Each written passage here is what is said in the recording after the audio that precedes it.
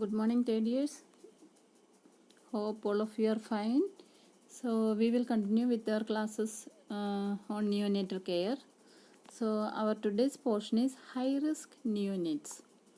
High risk neonates. That means we know that we were last class and all we were dealing with the neonatal care and all, and we also studied the other day about a kangaroo mother care and all. So today we will deal with the high risk neonates. We know that neonates means babies who are in the age group of first 4 weeks of life. അല്ലെങ്കിൽ നമ്മൾ സാധാരണ സിമ്പിളായിട്ട് പറഞ്ഞാൽ അല്ലെങ്കിൽ നവജാത ശിശുക്കൾ എന്നാണ് പറയുന്നത് നിയോനേറ്റ്സിന്, അല്ലേ?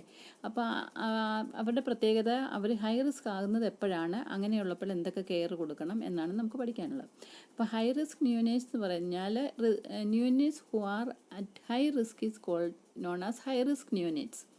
ഈ ഹൈ റിസ്ക് എന്ന് പറഞ്ഞാൽ എന്താണെന്ന് ചോദിച്ചാൽ, അതായത് കുഞ്ഞ് അമ്മയുടെ യൂട്രസിൽ നിന്ന് വെളിയിൽ വന്നു കഴിയുമ്പോൾ എക്സ്റ്റേണൽ എൻവയൺമെൻറ്റുമായിട്ട്, അതായത് എക്സ്ട്രാ യൂട്രൈൻ ലൈഫ് എന്നാണ് പറയുന്നത്, അങ്ങനെയുള്ള എക്സ്റ്റേണൽ എൻവയൺമെൻറ്റുമായിട്ട് പൊരുത്തപ്പെട്ടു പോകാൻ കഴിയാതെ അവരുടെ ലൈഫ് പ്രശ്നത്തിലാകാവുന്ന കുട്ടികളെയാണ് ഹൈ റിസ്ക് നിയോനേറ്റ്സ് എന്ന് പറയുന്നത്.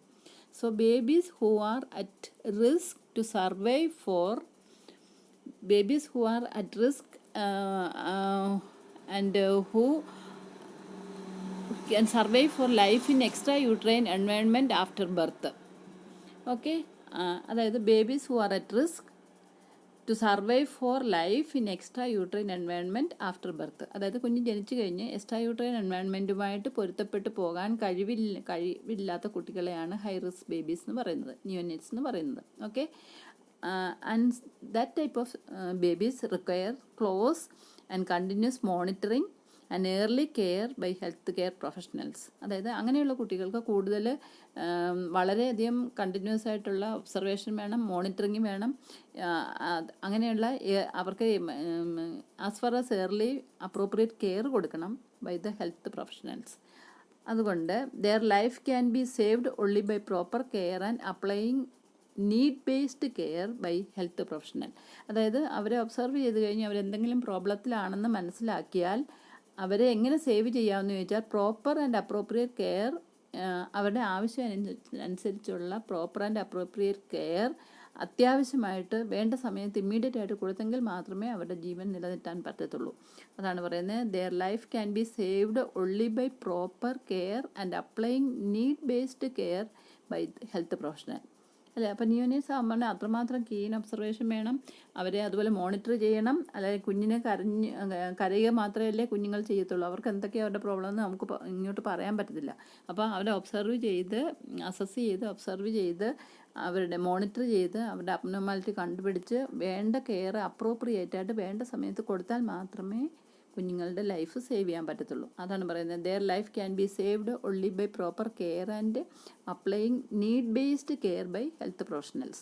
ഈ ഹെൽത്ത് പ്രൊഫഷണൽസ് എന്ന് പറയുമ്പോൾ അതിനകത്ത് മെയിൻലി നഴ്സസ് ആണ്, പിന്നെ നിയോനെറ്റോളജിസ്റ്റ് ഉണ്ട്, ആ റിലേറ്റഡ് ആയിട്ടുള്ള എല്ലാ ഹെൽത്ത് കെയർ ടീമും അതിനകത്ത് വരും. Mainly the first and foremost role comes to nurses. Okay, പിന്നെ management require adequate knowledge and up to date skill in health care providers. അതായത് അവിടെ നിയോനേറ്റ്സിന് കെയർ കൊടുക്കുന്ന നഴ്സസിന് തീർച്ചയായിട്ടും ആഡിക്വേറ്റ് നോളജ് ഉണ്ടാകണം. കാരണം എങ്ങനെ കുഞ്ഞിനെ ഒബ്സർവ് ചെയ്യണം, എന്തെല്ലാം കുഞ്ഞിനെ എങ്ങനെ മോണിറ്റർ ചെയ്യണം, എന്തെല്ലാം അബ്നോർമാലിറ്റി ഉണ്ടെന്ന് കണ്ടുപിടിക്കണം, ആ അബ്നോർമാലിറ്റി കണ്ടുപിടിച്ചാൽ അതെങ്ങനെ മാനേജ് ചെയ്യണം, ആരെ ഇൻഫോം ചെയ്യണം, എന്തെല്ലാം ഇമ്മീഡിയറ്റ് കെയർ കൊടുക്കണം, ഇതെല്ലാം അറിഞ്ഞിരിക്കണം. അപ്പോഴേ management require adequate knowledge and up to date skill in health care providers. Okay, any factors that may lead to high risk pregnancy may lead to high risk neonate. അതായത് common ആയിട്ട് പറയുമ്പോൾ ഒരു കുഞ്ഞ് high risk neonate ആകുന്ന എപ്പോഴാണെന്ന് ചോദിച്ചാൽ, ഒരമ്മയുടെ pregnancy high risk ആയിരുന്നെങ്കിൽ ആ അമ്മയ്ക്കുണ്ടാകുന്ന അല്ലെങ്കിൽ ആ ഡെലിവറി ആ പ്രഗ്നൻസി ലെൻഡ് ചെയ്യുന്ന ഡെലിവറി ആ കുഞ്ഞിന് ഹൈ റിസ്ക് നിയോനേറ്റ് ആകാനുള്ള സാധ്യത കൂടുതലാണ്. അതായത് the mother who was having a high risk pregnancy when she gives birth to a baby that can be a high risk neonate. അതാണ് പറയുന്നത്, any factors that may lead to high risk pregnancy may lead to a high risk neonate. അതായത് അമ്മയുടെ pregnancy high risk pregnancy ആയിരുന്നു, ആ പ്രഗ്നൻസിയിൽ നിന്നുണ്ടാകുന്ന കുട്ടികളും high risk neonate ആകാം.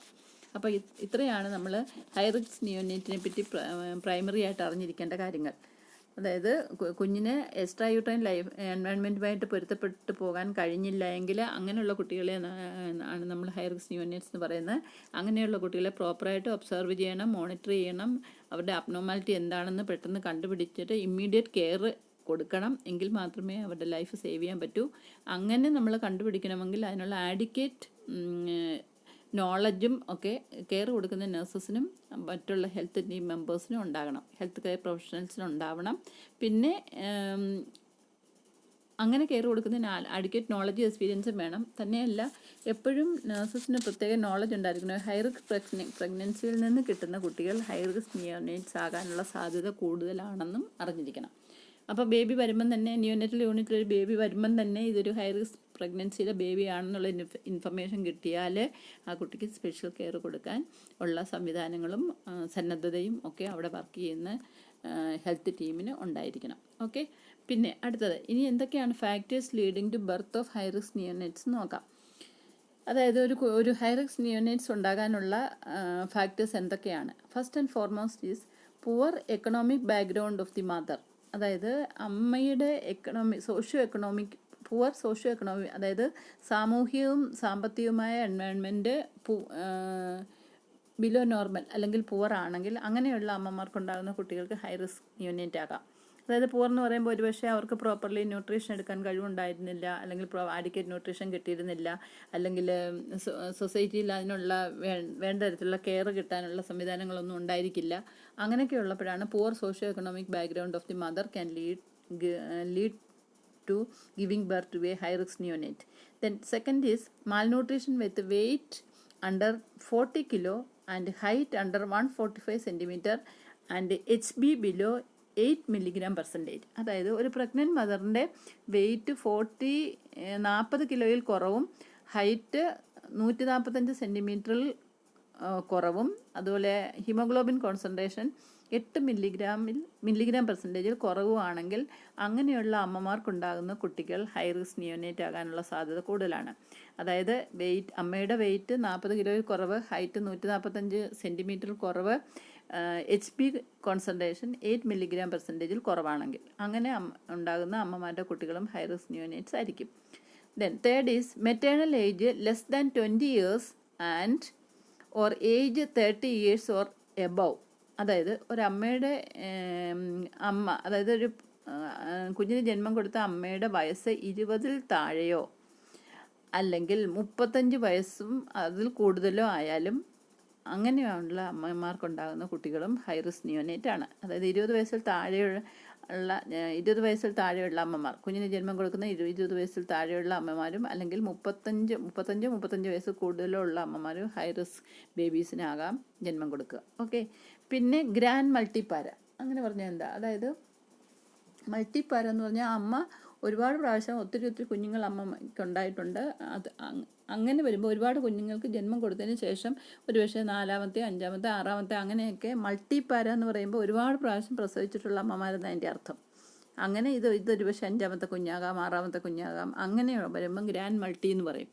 അപ്പം ഈ കുഞ്ഞുങ്ങൾക്ക് ജന്മം കൊടുത്ത ആ സമയത്തിനിടയ്ക്ക് ആഡിക്കേറ്റ് ആയിട്ട് സ്പേസിങ് അല്ലെങ്കിൽ ഗ്യാപ്പിംഗ് ഒന്നും കാണത്തില്ല. ഒരു കുഞ്ഞിന് ജന്മം കൊടുത്ത് 1 വർഷം കഴിഞ്ഞ് വീണ്ടും പ്രഗ്നൻ്റ് ആകുക, അടുത്ത കുഞ്ഞിന് ജന്മം കൊടുക്കുക. അങ്ങനെ ഇടയ്ക്ക് അമ്മയുടെ ആരോഗ്യം പൂർവ്വസ്ഥിതിയിൽ ആകുന്നതിന് മുമ്പ് വീണ്ടും പ്രഗ്നൻ്റ് ആകുക, വീണ്ടും കുഞ്ഞിന് ജന്മം കൊടുക്കുക. അങ്ങനെ വരുമ്പം അതൊരു ഗ്രാൻഡ് മൾട്ടിപ്പാര എന്നൊക്കെ പറയും. അങ്ങനെയുള്ള അമ്മമാർക്കുണ്ടാകുന്ന കുട്ടികളും ഹൈ റിസ്ക് നിയോനേറ്റ് ആണ്.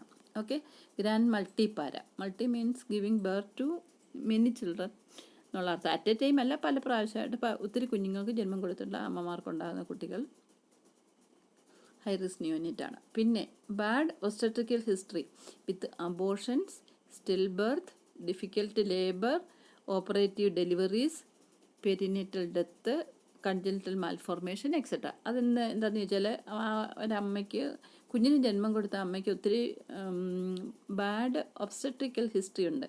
അതായത് പ്രസവ സംബന്ധമായിട്ടുള്ള ഹിസ്റ്ററി എടുക്കുമ്പോൾ അതെല്ലാം ഒരുപാട് നെഗറ്റീവ് ഇമ്പാക്റ്റ്, നെഗറ്റീവ് ഇൻഫർമേഷൻ തരുന്ന ഒരു അമ്മയാണ്. അതായത് ഫോർ എക്സാമ്പിൾ, നേരത്തെ അമ്മയ്ക്ക് ഒരുപാട് അബോർഷൻസ് ഉണ്ടായിട്ടുണ്ട്, അത് കഴിഞ്ഞുള്ള ഒരു കുഞ്ഞായിരിക്കും ഉണ്ടാകുന്നത്. അതല്ലെങ്കിൽ ഗർഭത്തിൽ കിടന്ന് കുഞ്ഞുങ്ങൾ മരിച്ചു പോയിട്ടുണ്ട്.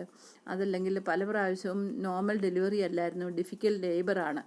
അതായത് പെട്ടെന്ന് സാധാരണ ഡെലിവറി ആകുന്ന പോലെ ഡെലിവറി അല്ല ആകാതെ തന്നെ ഒരുപാട് ഡിഫിക്കൽട്ട് ലേബർ എന്ന് അതിന് പറയും. ഒരുപാട് സമയം എടുത്ത് ഓക്കെ, അല്ലെങ്കിൽ താമസിച്ച് പ്രസവിക്കുക, ചിലപ്പോൾ നേരത്തെ പ്രസവിക്കുക, അങ്ങനെ. അല്ലെങ്കിൽ ഒരു ഇത്ര സമയം കൊണ്ട് ഓരോ സ്റ്റേജിന് ഇത്ര സമയം വേണമെന്നൊരു കണക്കുണ്ട്, first stage, second stage, third stage എന്നൊക്കെ. അതിനൊക്കെ ആ കണക്കൊന്നും കീപ്പ് ചെയ്യാതെ തന്നെ ഒരുപാട് സഫർ ചെയ്ത് ഡെലിവറി ചെയ്ത ഒരു അമ്മയാണെങ്കിൽ അങ്ങനെയുള്ള അമ്മമാരുടെ കുട്ടികൾ. പിന്നെ ഓപ്പറേറ്റീവ് ഡെലിവറീസ്, അതായത് കുഞ്ഞ് നോർമലായിട്ടല്ല ഡെലിവറി ആയത്, പകരം സിസേറിയൻ ആയിരിക്കാം, അല്ലെങ്കിൽ എന്തെങ്കിലും കോംപ്ലിക്കേഷൻ കണ്ടിട്ട് പെട്ടെന്ന് എമർജൻസി ആയിട്ട് ഓപ്പറേറ്റ് ചെയ്തെടുത്ത കുട്ടികളാകാം. അങ്ങനെ വരുമ്പം അതാണ് ഓപ്പറേറ്റീവ് ഡെലിവറീസ് അല്ലെങ്കിൽ സിസേറിയൻ സെക്ഷൻ എന്നൊക്കെ പറയും. പിന്നെ പെരിനേറ്റൽ ഡെത്ത്, അതായത് കുഞ്ഞ് ജനിക്കുന്ന സമയത്ത് കുഞ്ഞ് മരിച്ചു പോവുക, അതാണ് പെരിനേറ്റൽ ഡെത്ത് എന്ന് പറയും. മനസ്സിലായോ? അങ്ങനെയുള്ള ഹിസ്റ്ററിയുള്ള അമ്മമാർ.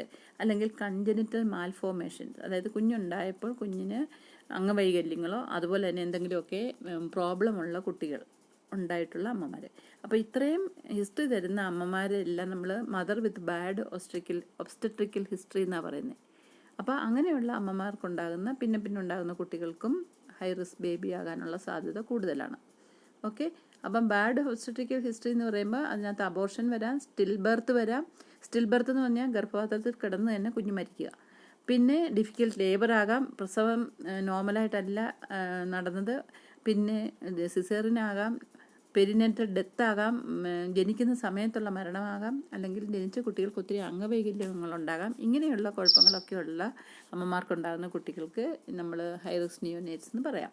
പിന്നെ RH നെഗറ്റീവ് മദർ എന്ന് പറഞ്ഞാൽ നമുക്കറിയാമല്ലോ, അമ്മയുടെ ബ്ലഡ് നെഗറ്റീവ് ആണെങ്കിൽ, നെഗറ്റീവ് മദറിന് പോസിറ്റീവ് ബേബി ഉണ്ടാകുകയാണെങ്കിൽ അത് ചില കോംപ്ലിക്കേഷൻസ് ഒക്കെ ഉണ്ടാകാനുള്ള സാധ്യതയുണ്ട്. അപ്പം RH നെഗറ്റീവ് മദറിന് ഉണ്ടാകുന്ന കുട്ടികളും, പ്രത്യേകിച്ച് ഈ ഫിറ്റ് എ പോസിറ്റീവ് ബേബി ആണെങ്കിൽ അങ്ങനെയുള്ള കുട്ടികളും ഒരു ഹൈ റിസ്ക് നിയോനേറ്റ് ആണ്. അപ്പോൾ ഇത്രയാണ് ഹൈ റിസ്ക് നിയോനേറ്റ്സ് എന്നുള്ള ചാൻസിലേക്ക് കുട്ടികളെ കടത്തിവിടാനുള്ള ഫാക്ടേഴ്സായിട്ട് നമ്മൾ കൺസിഡർ ചെയ്തേക്കുന്നത്. അതായത് ഒത്തിരിയാണ്, ഒരുപാടെണ്ണം ഞാൻ പറഞ്ഞു. Poor socio economic background of the mother, malnutrition of the mother, maternal age less than 20 and more than 35 and above, grand multipara, then bad mother with bad obstetrical history and RH negative mother. These are the factors leading to high risk